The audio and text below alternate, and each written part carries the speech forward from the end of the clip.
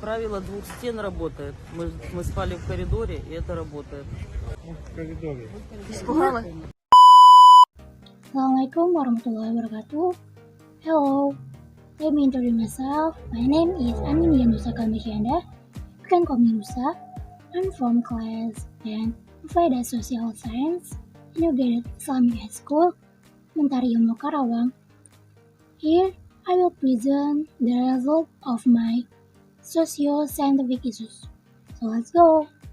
Jadi di sini akan ada beberapa pertanyaan yang akan saya jawab.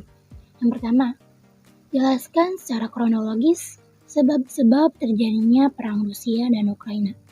Desember 2021, di mana sebuah peristiwa terjadi hingga memanaskan panggung politik global.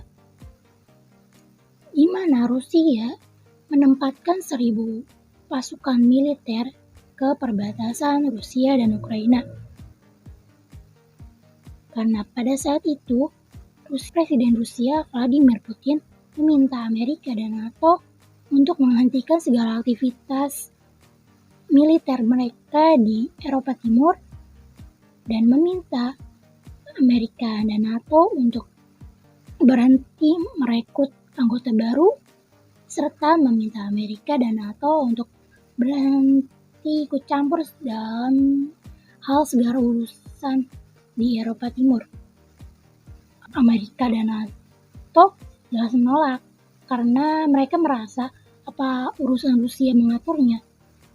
Akibat tersebut, Presiden Rusia Vladimir Putin mengambil sikap dan tidak main-main atas pernyataannya jika permintaannya juga belum disetujui. Pada saat itu, Presiden Rusia Vladimir Putin akan menginvasi militer besar-besaran ke Ukraina. Mengapa demikian? Singkat cerita, tahun 1990-an, ternyata Uni Soviet tercatat sebagai negara baru yang bernama Rusia. Dan Uni Soviet atau yang bernama baru Rusia tersebut harus kehilangan beberapa wilayah, salah satunya Ukraina. Salah satunya yang kecewa pada masa itu adalah Presiden Gorbachev. Terlebih, ibunya berasal dari Ukraina. Selain Gorbachev, ada intelijen muda yang berbakat yang mempunyai karir luar biasa yang kecewa juga terhadap pisahnya Ukraina, yaitu Vladimir Putin. Hal ini ditulis berkali-kali Vladimir Putin di dalam papernya sampai akhirnya berhasil mengumpulkan kekuatan di Rusia, mempunyai karir yang cukup bagus di pemerintahan Rusia, dan hingga akhirnya menjadi presiden di Rusia. Hasratnya menyatukan kembali Rusia ke dalam Ukraina itu masih ada sampai sekarang. Makanya dengan adanya konflik NATO ini dan niat NATO untuk merebut Ukraina sebagai anggota baru itu, semakin dijadikan alasan Vladimir Putin untuk melakukan invasi militer besar-besaran ke Ukraina. Soal kedua, apa yang menyebabkan Ukraina menolak anggapan bahwa Ukraina bagian dari peradaban Rusia? Dikutip dari detik.com, baik Rusia maupun Ukraina memiliki perbedaan yang jauh dari segi bahasa, sejarah, dan kehidupan politiknya. Pertanyaan nomor 3. Buatlah peta administratif yang menggambarkan wilayah Ukraina sebelum konflik dan sesudah konflik. Analisis perubahan wilayah dari peta tersebut. Berikut peta yang sudah saya buat. Ini adalah peta Uni Soviet tahun 1922. Berikutnya adalah peta Ukraina tahun 1991. Dan yang terakhir ada peta Ukraina sesudah konflik tahun 2022, dan yang ditandai warna merah adalah wilayah yang sudah diinvasi Rusia. Nomor 4. 4A. Negara mana saja yang memiliki hubungan kerjasama ekonomi internasional dengan kedua negara tersebut.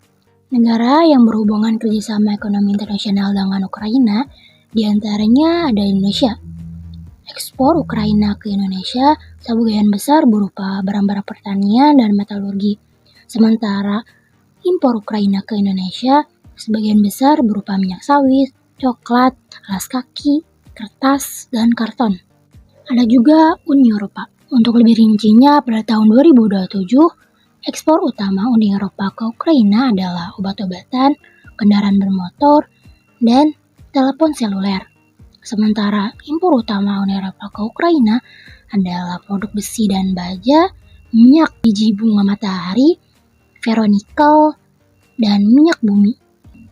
Dan juga ada Rusia. Potensi ekspor strategis dari Ukraina ke Rusia termasuk 300-500 helikopter per tahun, minyak dan gas dari Laut Azov, dan lain-lain.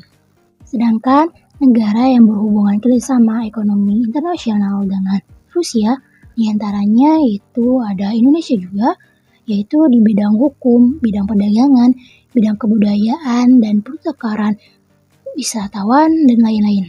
Ada juga Cina. Ekspor Rusia ke Cina bernilai 79,3 miliar US dollar pada tahun 2021, dengan minyak dan gas menyumbang 56% dari itu. Impor Cina dari Rusia melebihi ekspor lebih dari 10 miliar US dollar tahun lalu. Dan ada juga Uni Eropa. Menurut Boston Consulting Group, Rusia berkontribusi sebanyak 95% nikel Uni Eropa. Rusia juga diketahui menyumbang 51% baja dan paduan. Selain itu, Rusia juga menyumbang 45% batu bara ke Uni Eropa. Pertanyaan 4B. Komoditas pertambangan dan pertanian yang dihasilkan negara Rusia dan Ukraina. Komoditas pertambangan dan pertanian yang dihasilkan negara Ukraina diantaranya ada kentang dengan jumlah produksi 21,35 juta ton tahun terupdate 2021.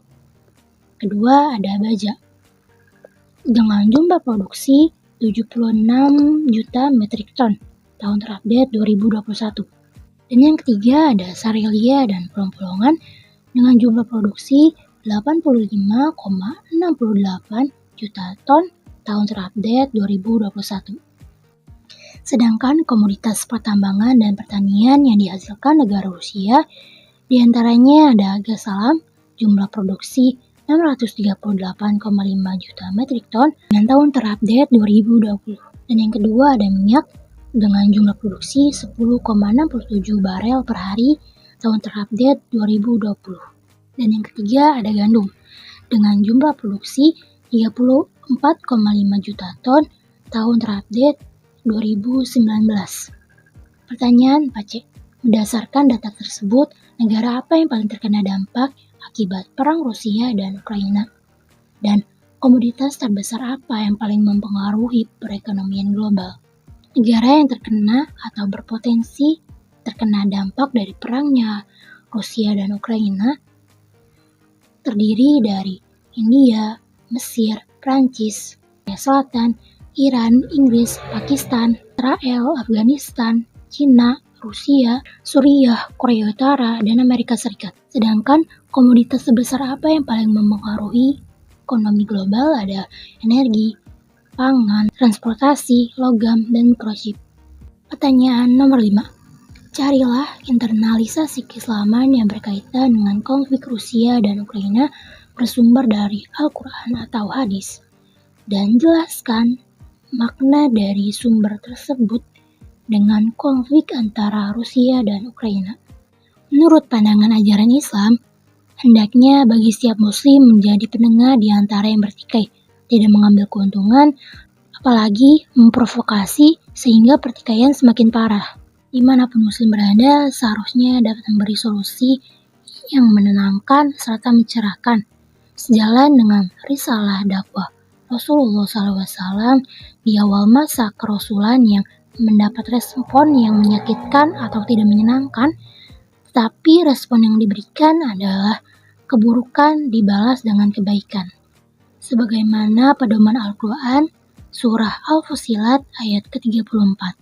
ولا تستوي الحسنة ولا السيئة ادفع بالتي هي أحسن فإذا الذي بينك وبينه عداوة كأنه ولي حميم. Artinya adalah, dan tidaklah sama kebaikan dengan kejahatan. Tolaklah kejahatan itu dengan cara yang lebih baik, sehingga orangnya ada rasa permusuhan antara kamu dan dia akan seperti teman yang setia.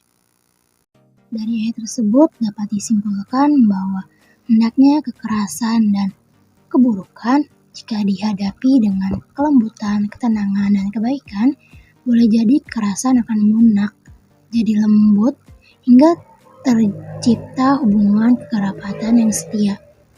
Bahkan dapat terjadi lebih setia seperti ditegaskan dalam Al-Quran surat Al-Imran ayat ke-159.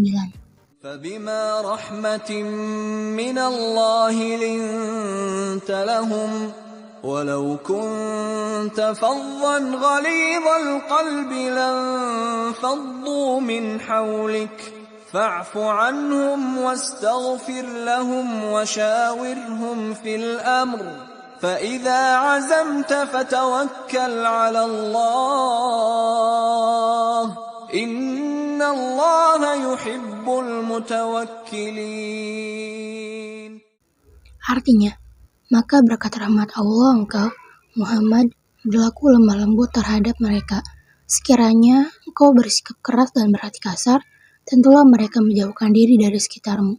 Karena itu, maafkanlah mereka dan mohonkanlah ampunan untuk mereka, dan bermusyawarahlah dengan mereka dalam urusan itu. Kemudian, apabila engkau telah membulatkan tekad, maka bertakwalah kepada Allah. Sungguh, Allah mencintai orang yang bertawakal. Kesimpulannya, dalam menyikapi konflik antara Rusia dan Ukraina sebagai pribadi Muslim, hendaknya kita menjadi penengah, solutif, mendamaikan, mencerahkan dalam situasi dunia saat ini. Sekian dari saya, maaf bila ada salah kata. Wabillahi taufiq wal hidayah. Wassalamualaikum warahmatullahi wabarakatuh.